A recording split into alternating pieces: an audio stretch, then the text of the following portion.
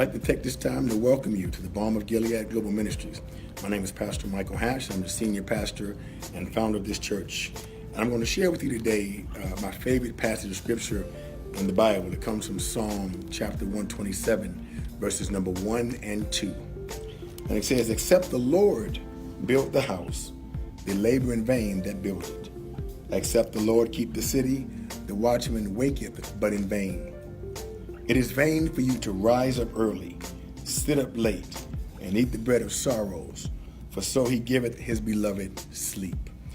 When we look at this powerful passage of scripture, the context of it pretty much deals with family. With the family, unless God is building your family and protecting your family, all that you do is in vain. However, the application of it is myriads of well-rounded areas of our life, meaning that the application applies to anything in our life. And I like to look at it from the standpoint of how we live day to day. Many times folks are spending lots of time and effort trying to make money, trying to make life work, trying to keep their finances intact. And sometimes they spend a lot of time doing that, but don't give God the time that he requires. And he says, so except the Lord build the house, they labor in vain. In other words, if God is not working on your behalf, if God is not building your business, if God is not working in your finances, if God is not behind whatever you do, then a lot of your work, your labor is actually in vain. That means you won't receive the benefit from it.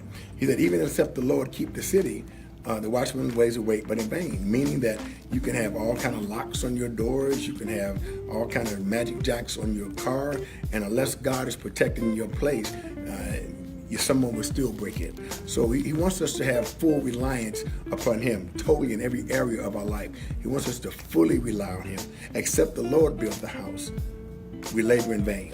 Except the Lord keep the city, and watchman is awake but in vain. And then he says it is vain for you to rise up early, sit up late, eat the bread of sorrows when God gives his beloved rest. That means sometimes we go to bed late, wake up really early, trying to make life work, trying to make money, and trying to spend all this time getting things to work. When God says, if you trust me, if you put me first and let me build, I will give you beloved rest. That means you have time to sleep, and I bless you while you're still sleeping. Keep that in mind, and God bless you.